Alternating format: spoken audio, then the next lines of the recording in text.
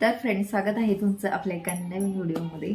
आणि तुम्हाला सर्वांना तर माहितीच असेल, पुण्यामध्ये चाललाय मुसळधार पाऊस। गेले 4 दिवस खूप पाऊस आहे आमच्याकडे। आणि आज आम्हाला इच्छा झालेली आहे थंड थंड वातावरणामध्ये मस्त खेकडा भजी खायची। तर आज आपण बनवणार आहे खेकडा भजी। तर इथं कांदा चिरून घेतलेला आहे आणि आम्ही दुपारच्या वेळेत छान असे भजी करून खाणार आहे। खायचेत का?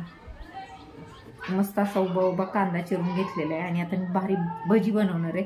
जर तुम्हाला ही रेसिपी आवडली आणि तुम्ही पण पावसाळ्यात छान अशी भजी करून खात असाल तर नक्की ट्राय करा।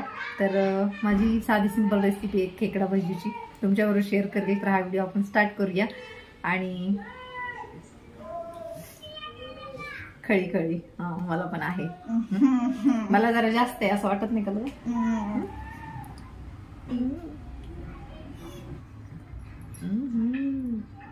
हसताना इथे खळी पडतीये।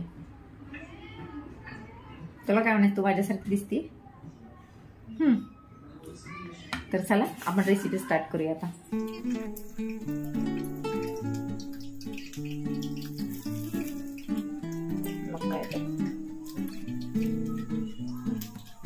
तर आता आपण इथे मस्त असं घेतलेलं आहे कांदा चिरून आणि त्यानंतर आपण त्याच्यात थोडीशी हळद टाकणार आहोत,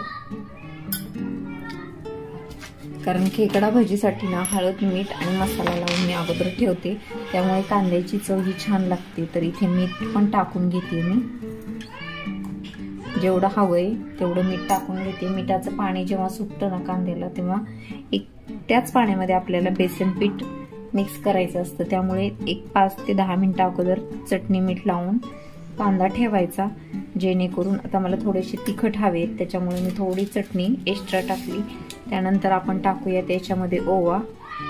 तर हा ओवा पण मी टाकून घेते, कारण मला ओव्याची चव भजीमध्ये खूप जास्त आवडते।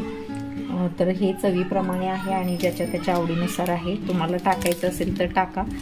त्यानंतर आपण थोडासा खायचा सोडा घेणार आहोत, चिमूटभर, आणि हा 1 चिमूटभर खायचा सोडा टाकायचा, त्याच्यामुळे खुसखुशीतपणा हा छान येतो। त्यानंतर मी थोडेसे त्याच्यामध्ये जिरे पण टाकणार आहे, कारण ओवा आणि जिरेची चव खूप छान लागते ना, त्यामुळे। तर हे सर्व आपलं झालेलं आहे आणि एवढंच आपल्याला साहित्य याच्यामध्ये टाकायचं होतं, सो आपण टाकून घेतलेलं आहे। आणि आता हे छान आपण असं मिक्स करून घ्यायचं, जेणेकरून छान कांद्याला पाणी सुटेल।